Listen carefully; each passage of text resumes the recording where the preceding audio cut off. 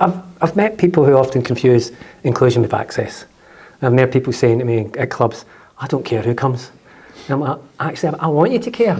That's the point. That's the difference in inclusion, is I want you to care about who comes. I want you to care about who comes in different. Who you know in your community that's not coming into your club. Ask yourself that question and see if you then can reach out. Often with groups that you want to bring into your club that are not there, you'll find they're going somewhere else. They're over there doing something.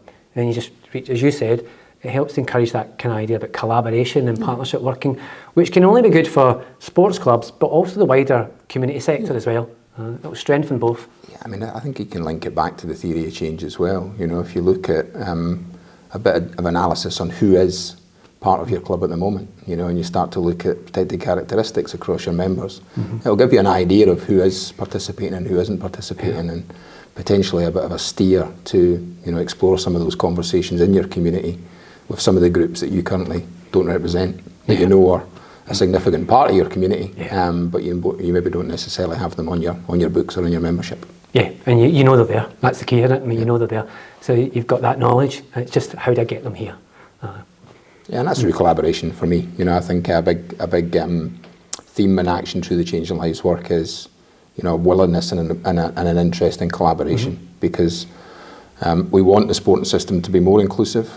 The reason it's not as inclusive as we'd like it to be is because we don't know what we don't know, and we're only going to find that out by stretching ourselves to go and speak to a broader audience, understand a broader audience, and then be bold enough to make some changes to how we offer sport. Spirit, what we've often talked about from the beginning when we're doing this inclusion work was, what does that inclusion look like? You can get tokenistic inclusion, which is, okay, just invite them in, that's it, job done. I've got the people I wanted in the building, that's it. Whereas we talk about genuine inclusion, which is about, okay, well, what does that look like when, so we've used an example of, say, disability and non-disability, where people are taking part in sport together. Actually, how do they make the rules of the game? How do they come together? How do they have role model each other's behaviour? How does that interaction between them show them as being equals and equally shaping what's happening in front of them? And that's what we try and shape and mould around that, because it is a bit, inclusion is just a bit deeper than just getting people in the access point, and that's where we try to say, okay, if you're actually taking part in something together, what does that look like and feel like for each other? So it's they come away from it thinking, I felt that I was treated equally as someone else, but I feel really included because actually I'm shaping it. You know, like we were involved with a disability dance organisation, and one of the challenges we had with it was that the people who were leading on the dancing and leading it weren't disabled, and we came back sometimes and says, like, no, that feels like it's a kind of, you're putting something upon, you're doing something to them. That's not really inclusion, you know, that shouldn't be like that. It should be like they'd be able to bring something to the table. And that stuck with me all those years about actually how do we make it a case that genuine inclusion where people actually feel my voice is heard, I get to influence stuff, and I get to enjoy it then on equal terms. Yeah. And in the Changing Lives approach, we kind of talk about this pathway from inclusion to belonging. So, you know, if I was kind of to exemplify it in a sports context, you know, from an inclusion perspective, I might put you in the team sheet. From an equalities perspective, we might all play equal minutes in the game. But then from a belonging perspective, I'm giving you the ability to input into the strategy, you know, what approach we're going to take as a group. And from a board perspective, it's, you know, it's for me making sure that we're striving for diversity of experiences in our leadership groups.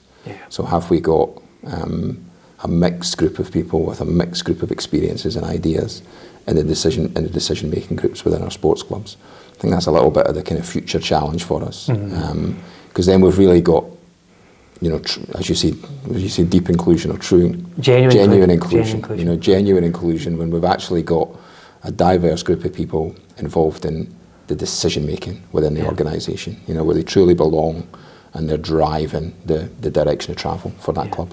And I like that part you said there about belonging, because that's what we all strive for. You know, it doesn't matter who we are, and what we look like, and what shape we are. That we're striving for some sense of belonging, and if that's where inclusion can take people, where they get to a point where in a sports club that they feel that sense of belonging, then I think you've done your work. You've done the work well. You know? Yeah. I guess the challenge for sports clubs is you know, and the common answer I get when I ask the question is, "Yep, that's what we do." You know, we're an organisation that people feel they belong to. You know, they quite often have a very strong brand. They have a very deep history. You know, and quite often on the surface of things, you know, the answer would be, yep, people belong to this club. I guess what we're talking about is that genuine inclusion. Are we really giving people a place where they're part of decision-making groups? Yeah. So there's a challenge there, isn't there? You know, rather than us just saying, "Yep, tick, we do that." Really asking ourselves the question: is it genuine? Yeah. I like what you said there about that surface stuff, though. Yeah. I like that because I think we can all be a wee bit guilty of that. Oh, yeah, we're doing this really well. You know. And my experience is I have those conversations the same, but access isn't necessarily the same as inclusion. Yeah. Letting people in is one part of that, but it's not the only part. Yeah. You probably want to go a bit deeper with some of that. And I think that permeates the club right through, you know, for the people who are taking part in sport, to the volunteers, to the paid staff, and to the board. Yep. The more diverse and inclusive you can make that, the better it's going to be for everybody. And then what will happen is, that's kind of self-fulfilling prophecy where you'll foster a culture of inclusion, where it will just become so normal that you no longer talk about inclusion. Because why would you want to talk about something that's just so normal to you every day? You know? Yeah. And again, it's that question of anybody's welcome in our club. Anybody can come to our club. Well, can they? Yeah. And I think if you go back to theory of change as a kind of planning tool, really looking at who it is you're engaging and understanding their perspective, will start to really challenge some assumptions that you're making as an organisation.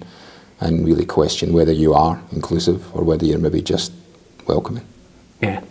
Or there. So. And statements are one thing, the actual doing it. Yeah, is another, and that's the key part. And statements are a good start, but you need to move beyond that. Yep. And I think even like a board level, I'm on the board of 2 organisations, and trying to make it diverse and inclusive is not easy, I have to say, because you're dealing with volunteers, so it's slightly different. So the pool of people that you want to bring in is less as a result as well. But that doesn't mean you shouldn't stop trying. You know, one of the boards I'm on, we're gender balanced, and it's a third sector organisation. It's not a sporting organisation. That's unheard of. You know, I'm the chair, but we managed to get the board to where we've got the same amount of men and women.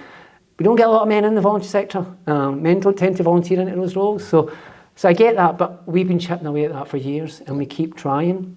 Next, we'd like to be a bit more diverse. We don't have any people of colour or any ethnic background on our board.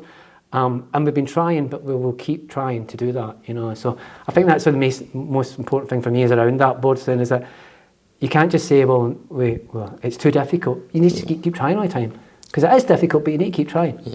But that's the ethos of the Changing Lives approach, and that's what definitely. makes the Changing Lives approach different from sports development, is that board has the intent to be more diverse. Yes, it's open to it. Aye. It's actually intentionally striving, and it's got planned actions for achieving that. And it may achieve it, it may not achieve it. Yeah, and it's really important at board level, because I know people think boards are there. The people that work within an organisation or volunteer, they think, oh, the board's there. That's those people that come in every quarter and have a meeting and do stuff like that. But the board shapes the tone and the culture within an organisation, and that's why that part's really, really important. So I think, as you say, changing lives is about keeping trying with that, being conscious of it. Because if you're not conscious of it, then you're probably not likely to change any of that. So, and then you'll be surprised, you know, like you find a gem that comes onto your board and can change the whole culture of an organisation. It's amazing. You know?